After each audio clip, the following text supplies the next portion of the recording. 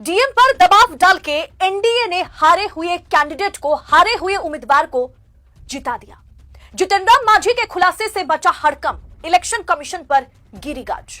नमस्कार, मैं हूं आपके साथ आदिति और आप 4 PM न्यूज नेटवर्क देख रहे हैं। दोस्तों, चुनाव में गड़बड़ी की बहुत बड़ी खबर सामने आई है, जहां मोदी के कैबिनेट मंत्री जितेंद्र राम मांझी यह खुलासा कर रहे हैं कि एनडीए ने हारे हुए एक कैंडिडेट को डीएम पर प्रेशर बना करके विजेता घोषित कर दिया है। डीएम पर प्रेशर बना करके उन्हें जिता दिया है। हवाई बातें बिल्कुल नहीं कर रही हूं। सबसे पहले खबर की पुष्टि करूंगी। आपके स्क्रीन पर खबर है, जरा देखिए। एनडीटीवी की रिपोर्ट है। जितेंद्र राम मांझी का वायरल वीडियो। मैंने 2700 वोट से हारते उम्मीदवार को डीएम से कहकर जितवाया। आरजेडी ने चुनाव आयोग से पूछा सवाल।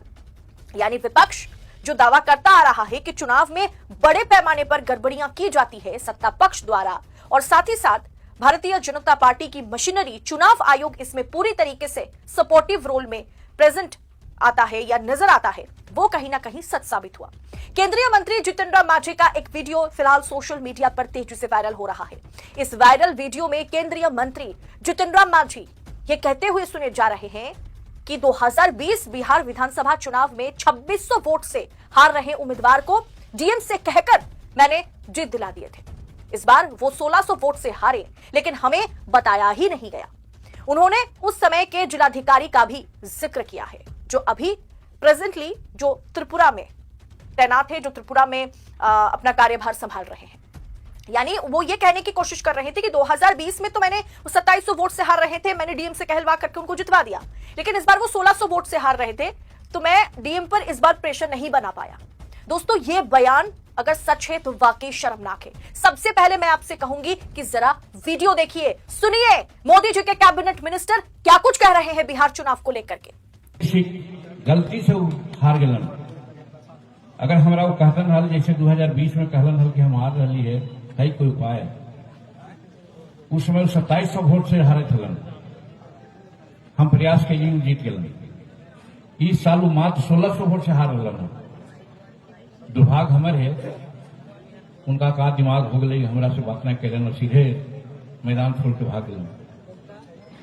जौन साथी जो 2020 में जो कलेक्टर अभिषेक सिंह जी अभी त्रिपुरा में है, वो टेलीफोन करे थलन कि सर हम तोरा 2700 वोट से पीछे है, लता जिता दिए हल, अभी तो 1600 वोट से पीछे है, जितावे में कौन दिक्कत है।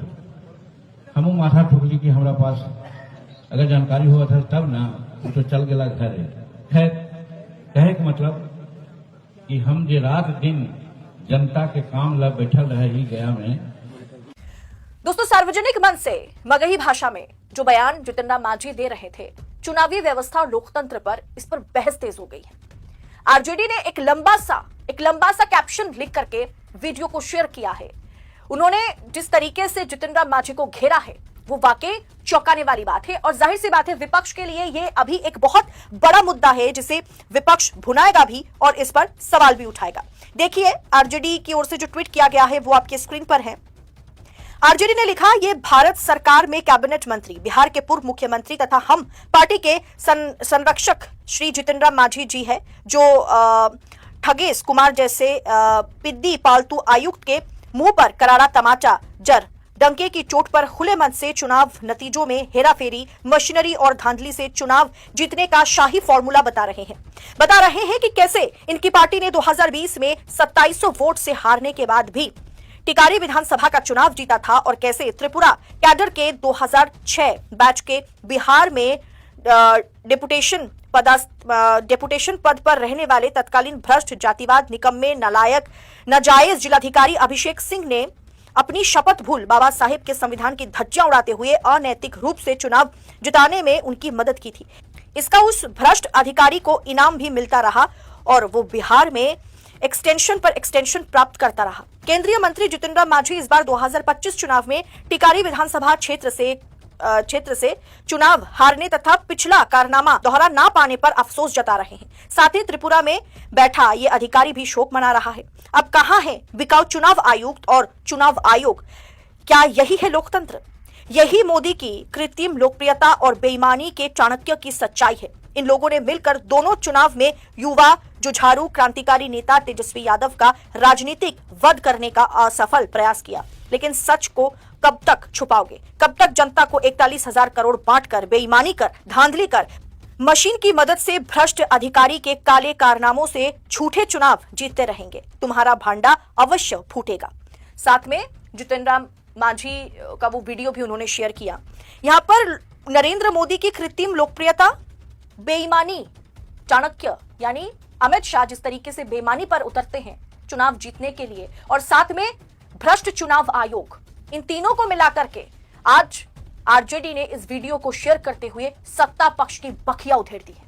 दोस्तों, आज जितिन राम मांझी का अगर ये वीडियो सच है, क्योंकि जितिन राम मांझी दावा कर रहे हैं कि ये कट पीट कर बनाया गया है, मेरा बयान एग्जैक्टली ऐसा नहीं था, लेकिन ये आप भी जानते हैं 2700 वोटों से उस समय कौन चुनाव हारने वाला था, उन्हें किनको जिताया गया, उस उम्मीदवार का नाम, उस समय डीएम कौन थे, उनका नाम, सब कुछ आरजेडी ने खंगाल करके सामने रखा है। अब ऐसे जितिन राम मांझी, इस पर देखिए भाजपा भी चुप्पी साध करके बैठी हुई है। ना भाजपा कुछ कह रही है, ना जेडीयू, सहयोगी पार्टी जेडीयू कुछ कह रही है, ना एनडीए की ओर से कोई बयान सामने आया। सिर्फ जितिन राम मांझी ने कहा यह कटपिट के ये वीडियो बनाया गया है।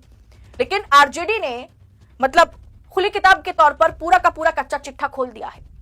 कौन थे उस समय के डीएम, अभी वो कहां स्थित है, कौन थे वो उम्मीदवार, सब कुछ उन्होंने सामने रखा है।